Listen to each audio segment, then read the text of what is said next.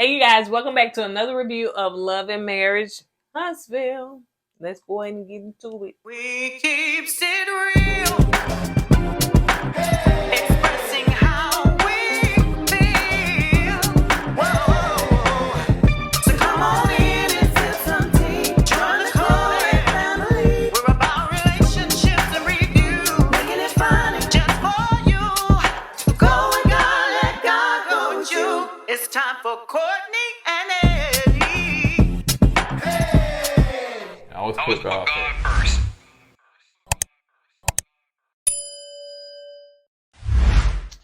Hey, what's up, y'all? What's up, KOED fam? Welcome back to another video of Courtney and Eddie. I'm Eddie, aka E-Dub.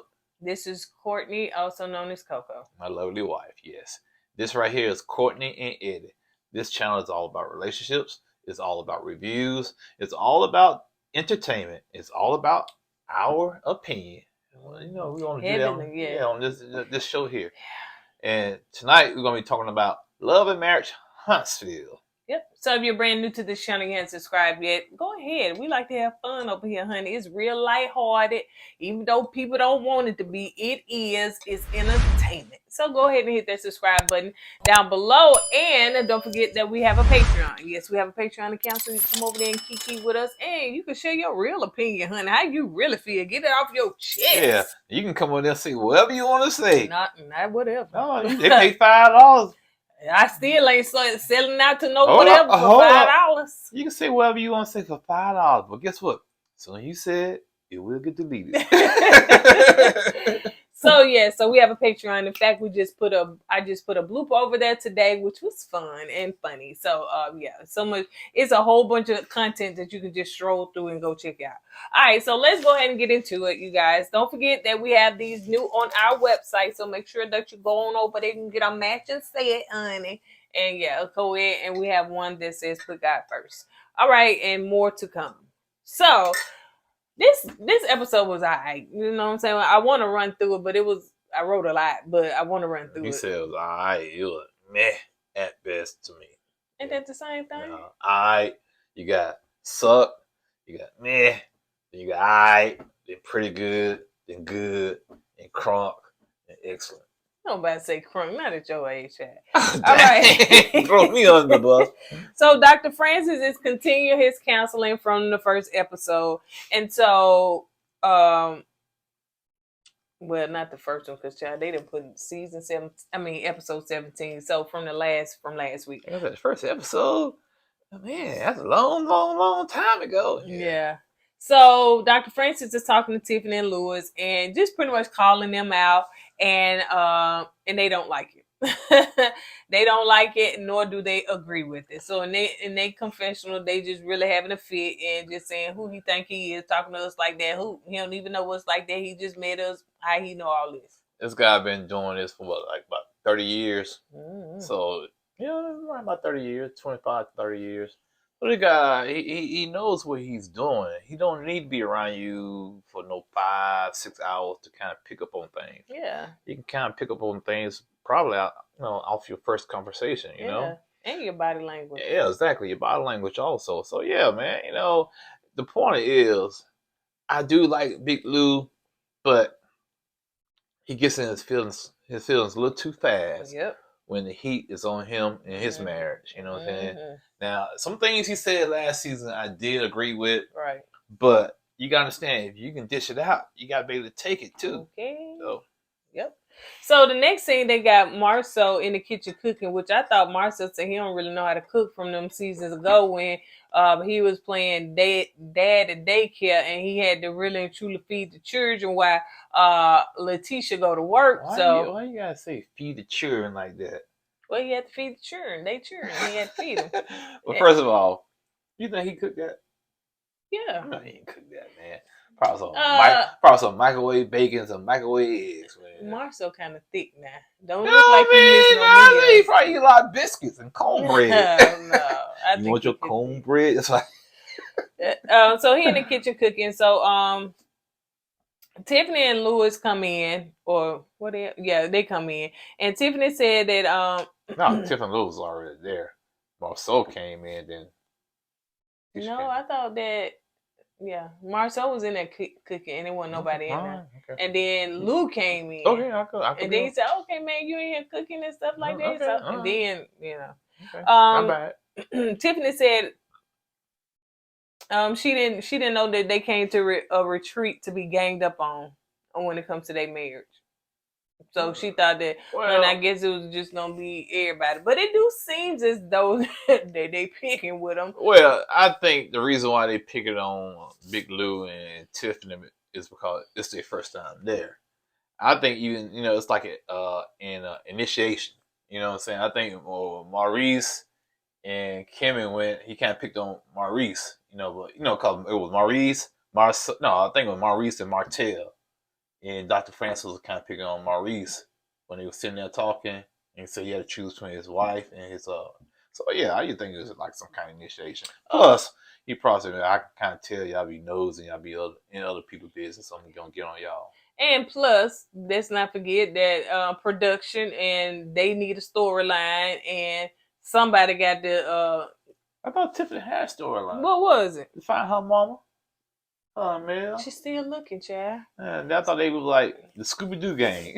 That lasted all but an episode. So Lou decided to apologize to Marceau and Letitia because now he see how it feels to be the one that's putting a whole bunch of input in folks' marriages and you don't know them like that. So he see how they felt because of what Dr. Francis doing to him. Yeah, it'll feel good when the shoe is on the other foot. What they say when the rabbit got the gun. So yeah, it didn't feel good. So anyway, so he apologized and they accept their apology, but Marceau said, in his confession, it gotta be changed behavior. So let's see. Kim and Maurice come in and it seemed like everybody wearing their shirts, but them two that don't want to participate and don't want to do nothing but just come there and eat film. That's why they left early, because they ain't getting no shirt. We ain't getting no shirt. We going They home. got a shirt. They just didn't wear it. Oh, okay. Yeah, they didn't wear it. He's gonna run all my jokes tonight. Well, just make sure that your jokes are factual. Mm-hmm. All right, so and Marceau said he got in his feeling because now he pulling the Lewis on Lewis. It don't feel good to pull a Lewis on Lewis. What's up, babe? No, yeah. Okay, because I moved on. I see. All right, so let's move on to Kim is talking to the Whitlows, and let me tell you, it's just so redundant to keep saying the same thing over and over. Everybody trying to convince the Whitlows of the stuff that they did. She just trying to prove a point to them that they so quick to give everybody else advice, but they not receptive to when the advice come back to them. And that I hear you can be disrespectful, and you trying to shut people down and not really listen. Go ahead, husband. That's why I said this episode was meh at best, because to me, the subjects were redundant. It's like they were trying to drag this episode out. They were dragging these scenes out because, like you said, they kept saying the same thing over and over again. Mm-hmm. So yeah, it is what it is. Yeah, I'm not gonna keep talking about that same stuff. So let's go to the next one. This was funny to me, honey. I know some of y'all millimeters may be in your feelings, but honey, it was good to me. Speaking before you go further with that, speaking about the millimeters, my shoulder hurt right now. It's hurting right now. So you millimeters out there, I know y'all don't care for me too much, but can y'all say a prayer for me? I hope it's Baby, if you don't, I hope it's on fall off. we don't want no solicited prayers, honey. If it don't come genuine and everything, because why you say that, Chad? God, I know how to feel. I hope it's on fall. I ain't praying for you. You don't. I ain't praying for you. Anyway, so let's move on. So Mel is meeting up with Miss Marlene. Ooh, Miss Marlene walking in there like a showstopper. Baby, Miss Marlene said, I'm going to be on what? Okay. Get my hair braided. Ring. Hey, can you fit me and get my hair did? And let me get one of these little dresses out my. Now, she ain't never a big. And get these little shoes on and she come in. Where I need to go? Oh, Rainbow or Urban Express? So anyway, Miss Marlene. So Mel wants to chat with her and see, you know, how they can move forward into a positive space because, you know, it seemed like there was some friction going on with them two. So Mel Can you get in the backstory? I was finna get to it. Okay. Well, I was finna get to it because they talked about it in there, the backstory. Okay. So Mel said, you gotta bring all that energy. I just asked you a question. You gotta bring all that energy, that type of energy. Okay. So Mel said that she hasn't talked to her mother-in-law in about a year because of the text message. Wow. Okay. And because she blocked her. Now, I don't know about you. It's like Miss Marlene cared about it. But go ahead. Baby, she could kill it. I don't know about you, but I know I got an iPhone, and I know you can't block text messages on an iPhone. You could block the phone calls, but not the text messages. I think you can. Can you? I think you can. I'm gonna try it. Okay. Not now, you know. But yeah, I'm gonna try and see if I you can. think I have because when you blocked me, I tried to send you a text you never got. You gonna put that out there? But I didn't have an iPhone. I didn't have an That's iPhone right, yeah, then. Samsung. That's right. I had one, but yeah, I'm an iPhone girl now. But yeah. Ooh, I can't stand iPhone. Look at you now. iPhone, iWatch, everything else. Yes. So anyway, yes, when the text message took place, so it seems as though that Mel was in her feelings. Two things. So she was in her feelings because of what Miss Marlene said on camera. Let me go back to the first. She really and truly blocked her because she said that Mel sent Miss Marlene a text and said your son is a liar and you really and truly don't help it. You don't hold him accountable, right? Because I know that's your son, but you don't hold him accountable when he do wrong, and when he does wrong. Yeah, but anyway, she don't hold him accountable. So Mel said, you know what? Y'all do what y'all do. Y'all know what y'all do. Don't text me back because I'm going to block you. And she blocked him. Yep. For a whole year. Yep. A whole year. But you know what? I don't think Miss Marlene texted back.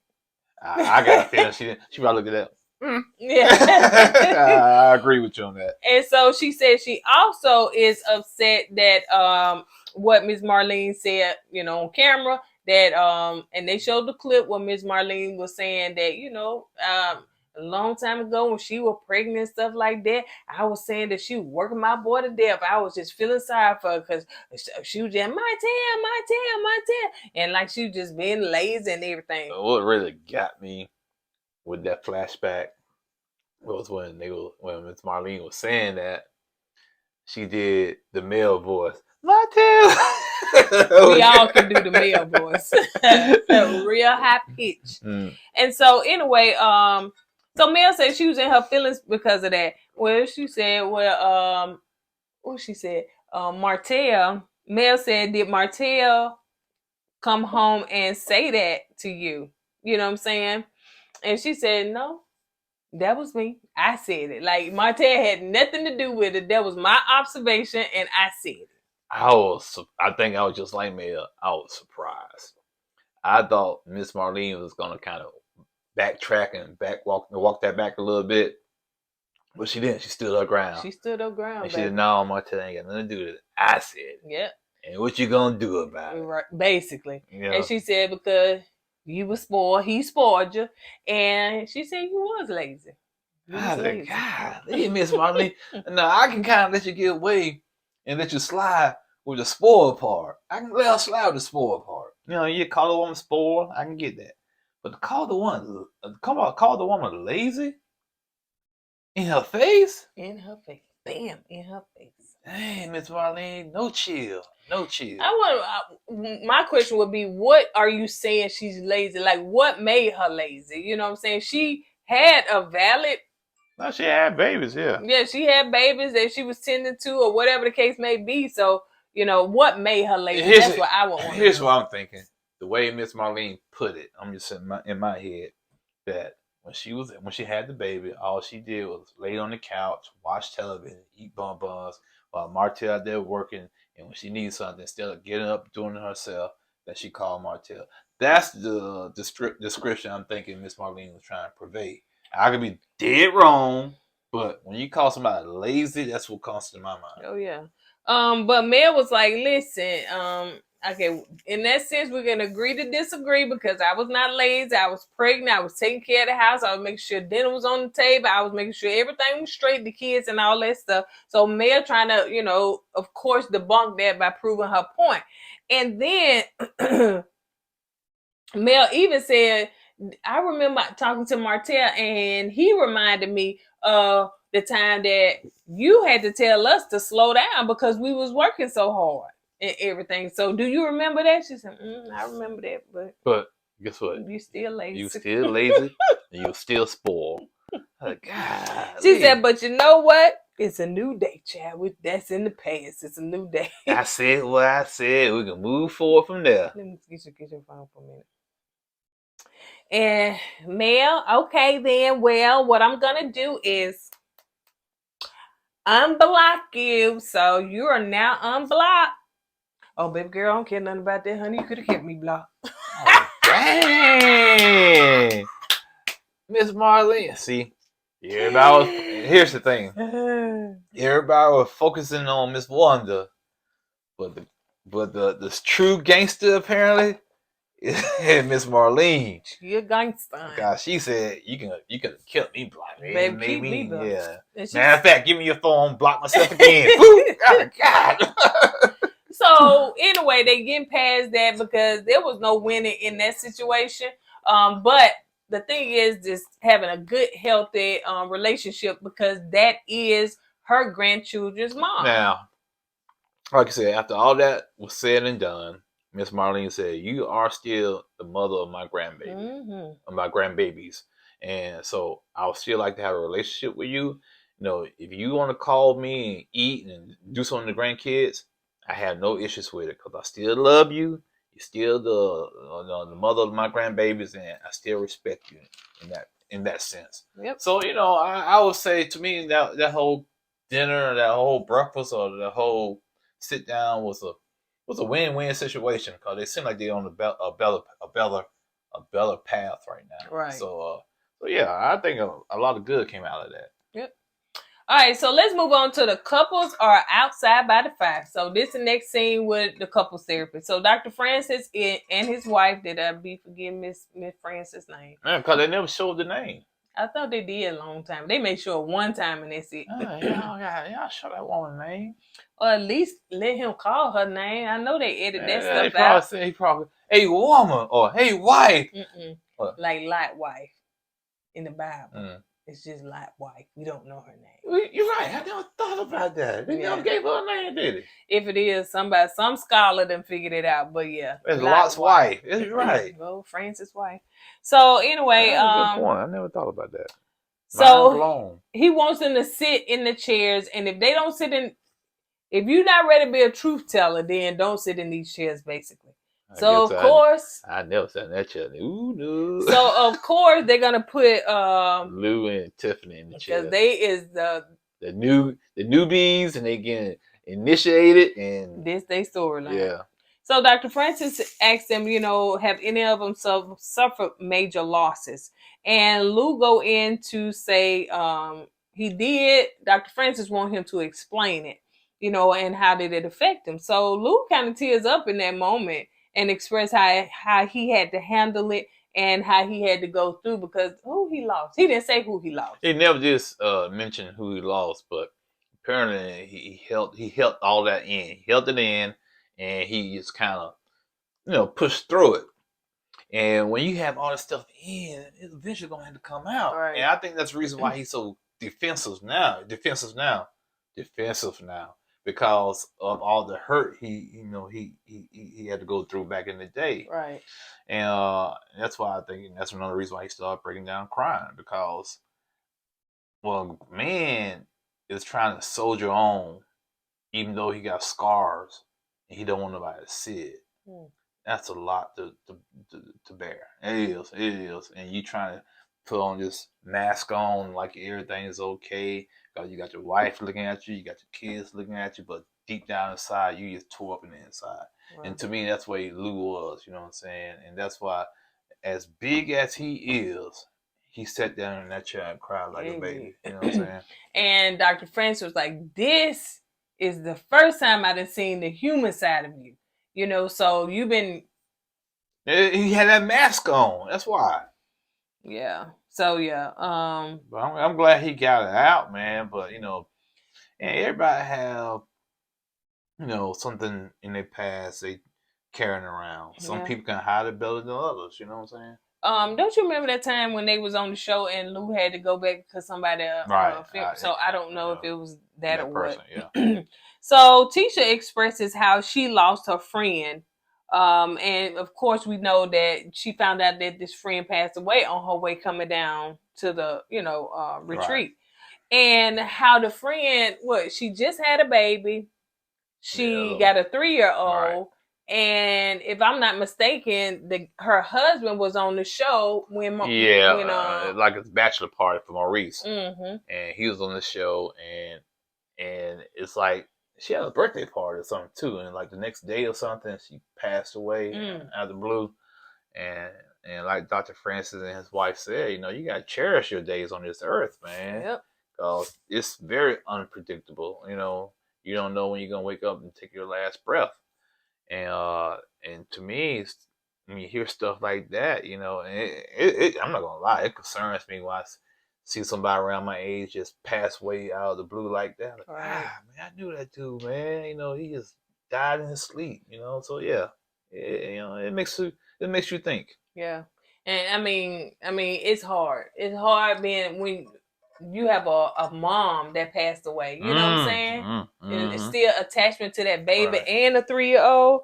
So And a husband that's left right, behind. Yeah. right. And then he was excited about, him getting married. I don't know if he was about to get married or he had got married at the time. And like Marceau said, if you want to look at it, somebody love their wife, man. Look at that dude. He loved his wife, man. And now she's gone. Yeah, I was just praying for strength for him and the family.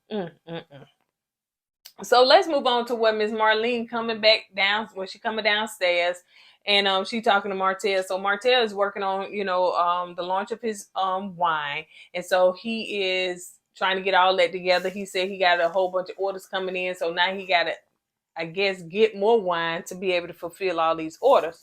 So Miss Marlene said that she did talk to Mel. They went to breakfast together, and they had a good time. So Martell was like, was it positive? She was like, yeah, it was real positive, like I said all the time, I always had love for her. We can talk anytime and everything. So I know that Martell did throw shade when he said, was it positive? He said, oh, okay. Like he was really surprised and everything. And this is when I caught the shade. He said, she said that we did talk about the text messages and stuff. He said, yeah, because them text messages, that was real disrespectful. It was almost like he was trying to get Miss Marlene a little riled up. I noticed that too. Maybe he was more bothered by the text message than his mom, because like she said, she was hurt. She's a mom. Yeah. She was hurt, so she knows because she's a mom. Right. So she said that didn't bother me none whatsoever, because I know she was going through a lot of pain. So I was just gonna give her a little space, and when she wanted to come back and call me, she can. See, but I'm like you, yeah, like you said, as a real woman. But like you said, I think Martell was trying to poke the bear a little bit to get her riled up. I said, "Ooh, that was so." In her eyes, it wasn't. Maybe in your eyes, it was. So what? Not to tell you, because anyway. Again, that's the beef that the two they got. Leave the parents out of it. That's the beef that y'all got. Leave the kids out of it. And the kids. Yeah. So let's move on to Tiffany and Lou. They was having a conversation, and you could talk about that part, because I said Eddie will talk about this part. First Lou said he was talking about, why he was hurting, because his dad wasn't around as much as a child, because his dad never came to the end of his games or whatnot. He'd be out there on the field, look up, his dad's not in the stadium or in the crowd. So as he, like you said, when he got out of school, he asked his dad, why you don't be at none of my games? He said, I would prefer you to be at some of my games. I would love for you to be at some of my games. So when he got out of school, he said he knows his dad started coming to some of his games. So, it meant a lot to him. And that makes sense all he was talking about. Then him and Tiffany, they went in the corner. They were whispering in each other's ear, we got to get out of here. What's I escaped? Oh. So the next morning he was gone. Yeah, but he did. Lou once again teared up once again and everything. So let's move on. Dr. Francis is is going to talk to the rest of the couples. Yeah, Dr. Francis walking around like the Terminator, going around terrorizing people. Okay. Get on next. So Dr. Francis is talking to Tisha and Marceau. So he's asking them as far as their marriage, how's things going. So Marceau was saying that it seemed like their marriage was sure. But these last 3 to 4 years, and this is me saying this now, since they started Love and Marriage Huntsville, that's when them 3 to 4 years came in. Because now you're putting your marriage out there on Front Street. Yep. So you got all these outside people sitting there at home critiquing your marriage. Yep.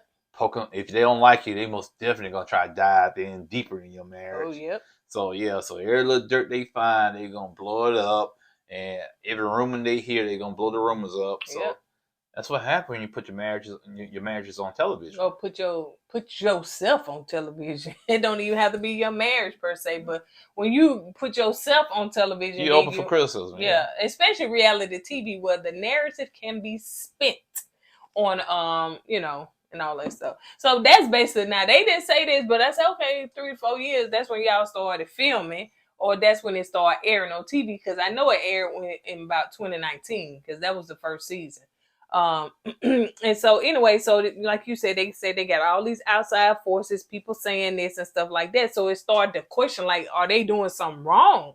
And so, let's see, they showed the clips.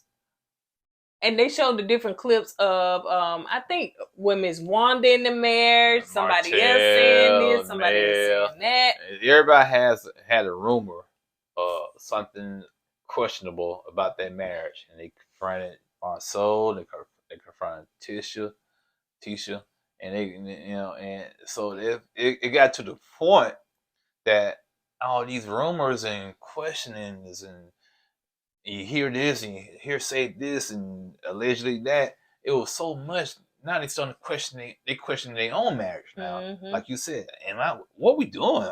Are we doing this correctly? You know what I'm saying? Because all that noise, man. But this is TV, man. Right. What you expect? Every couple got to have their own set of issues, whether it's a real or contrived. Right, because you can be the best marriage. You can be the best married couple on television. You know, everything's going. You got a good job. Y'all love one another. But you're gonna be boring for TV. Oh yeah, you're gonna be boring for TV. Yeah. So you got to have some kind of issue, some kind of drama to carry on, so you can have some kind of excitement or something. Right. Even like when Tisha said on, that's okay. I ain't gonna say that.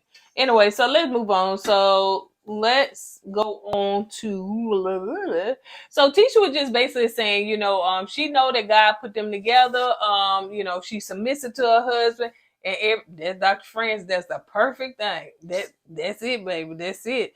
And she trusts him. And Marceau started talking. He said that he talks things over with his wife.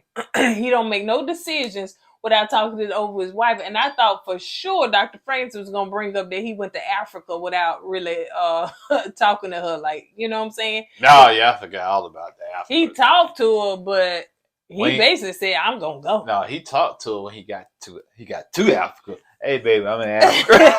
That's when he talked to her. So Dr. Francis said that one thing that you don't have to do, and he had to read something in Patreon that somebody responded. He said one thing that you don't have to do is that you don't have to argue the truth with nobody. It stands on its own. Yeah, that's a heavy line. He's right. If you're right and you tell the truth, it's no need for you to be debating, arguing, trying to prove your point. Nope. The truth is going to speak for itself. Yeah. And a lot of people that do that. Man, I'm for real, man. Like, bro, if it happened, you ain't got to say all that. You know what I'm saying? I think I posted some.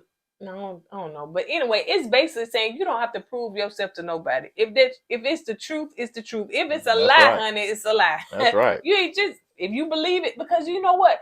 People gonna believe what they want to believe or not. Hey, you look at this show here. Look at this show is a prime example of what you just said. You know what I'm saying? They gonna a certain couple can say whatever they want to say, and if people don't like them, they're not gonna believe them At all. So At all. I was finna say something else, but I'm not finna say. Two things I was finna say, go but ahead, I'm not. say it, man. I ain't gonna. Go ahead, say it. Let me tell you Speak something. your truth.